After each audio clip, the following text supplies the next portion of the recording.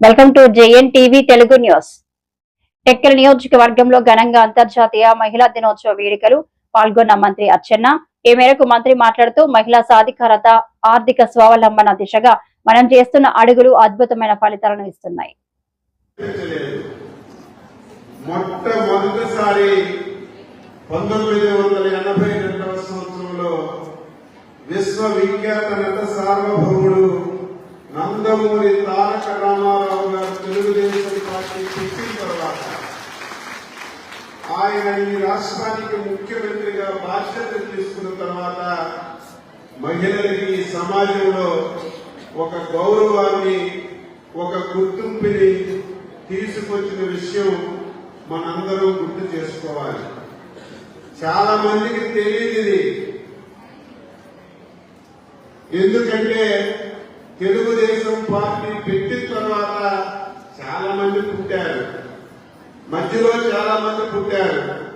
వాళ్ళకి విషయాలన్నీ తెలియపరచవలసినటువంటి బాధ్యత మనందరి మీద ఉంది అని చెప్పి ఈ సందర్భంగా తెలియజేస్తున్నాను. ఆ రోజు అందరూ నవ్వాం. ఎన్టీ రామారావు గారికి మహిళలకి ఆస్తిలో సమానంగా హక్కు కల్పించడం ఏంటంటే చాలా మంది నవ్వాం. కానీ ఆ రోజు ఎన్టీ రామారావు తీసుకున్న నిర్ణయం దేశానికి ఒక ఆదర్శమై దేశంలోనే మహిళలకి ఆస్తిలో సమానమైనటువంటి హక్కు ఇచ్చినటువంటి బాధ్యతలు తీసుకున్న విషయాన్ని కూడా గుర్తుపెట్టుకోవాలి. మైక్ ఉందని, మహిళలు వచ్చారని ఏదో మీటింగ్ చెప్తే మహిళలకు ఉపయోగపడవు. దానికి అనుగుణంగా నిర్ణయాలు తీసుకోవాలి. దానికి అనుగుణంగా తీసుకున్నటువంటి నిర్ణయాలు సక్రమంగా అమలు చేయాలి. అప్పుడే మహిళలకి ఈ సమాజంలో గుర్తింపు వస్తుందని ఈ సందర్భంగా తెలియజేస్తున్నాను. ఒకప్పుడు చూస్తే ప్రజాప్రతినిధులుగా మగవాళ్ళే తప్ప ఆడవాళ్ళు ఎవరు ఉండేవారు కాదు. ఉద్యోగస్తులుగా ఎక్కువ మంది మగవాళ్ళే ఉండేవాళ్ళు తప్ప ఆడవాళ్ళు ఉండేవాళ్ళు కాదు. ఎన్టీ రామారావు గారు ఒక విప్లవాత్మకమైనటువంటి నిర్ణయాన్ని తీసుకున్నాడు. ఈ రాష్ట్రంలో స్థానిక సంస్థల ఎన్నికలు జరిగితే 133 మంది మహిళలు ఉండాలని ఒక నిర్ణయం తీసుకుని రాష్ట్రంలో ఆ రోజు అమలు చేశారు. దీంతో పాటుగా ఏ ఉద్యోగం తీసినా సరే 33% ఆడవాళ్ళు ఉండాలి.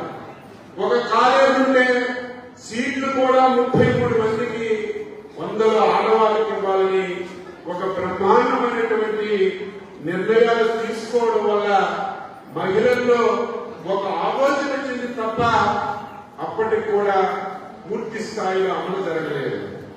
తరువాత అందరి అదృష్టం పొంది మన రాష్ట్రంలో చంద్రబాబు నాయుడు గారు లాంటి వ్యక్తి పుట్టడం, రాష్ట్రానికి ముఖ్యమంత్రి అవడం మనందరం కూడా అదృష్టవంతులు తెలియజేస్తున్నాం.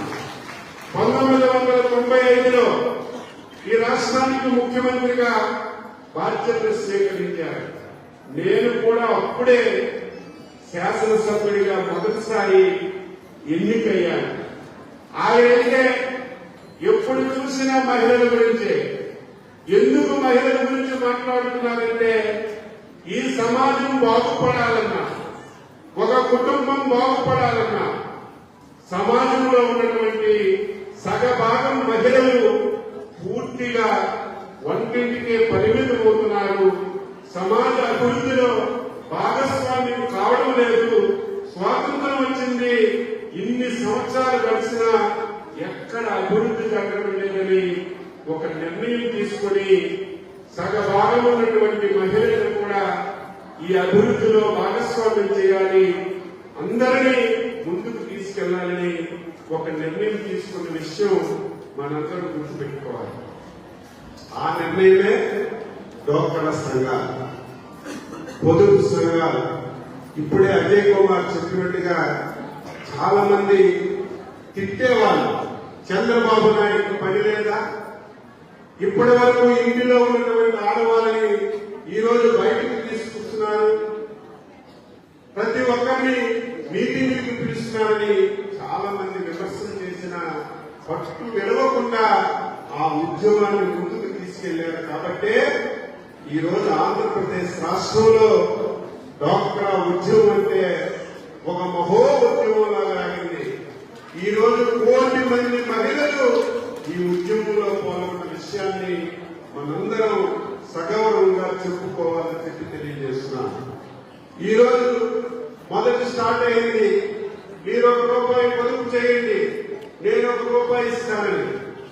ఆ రూపాయి కలిసి కొన్ని వేల కోట్ల రూపాయలు ఈ రోజు ఆస్తిగా తయారైన విషయాన్ని మనందరం గుర్తు చేసుకోవాలి. ఈ రోజు మహిళలు ఏదో పసుపు చేసినటువంటి మహిళలుగా కాకుండా ఆర్థికంగా, సామాజికంగా, రాజకీయంగా ముందుకు రావాలి. మహిళలు ఈ రోజు పారిశ్రామికవేత్తలుగా తయారవ్వాలంటే వాళ్ళకి కావలసినటువంటి సదుపాయాలు, వారికి కావలసినటువంటి అవసరాలన్నీ కూడా తీర్చాలని ఒక దృఢ సంకల్పంతోనే చంద్రబాబు నాయుడు గారు అనునిత్యం పనిచేస్తున్న విషయాన్ని మీరందరూ కూడా గుర్తు పెట్టుకుని ఆ దారిలో మీరు పయనించాలని చెప్పి తెలియజేస్తున్నాను.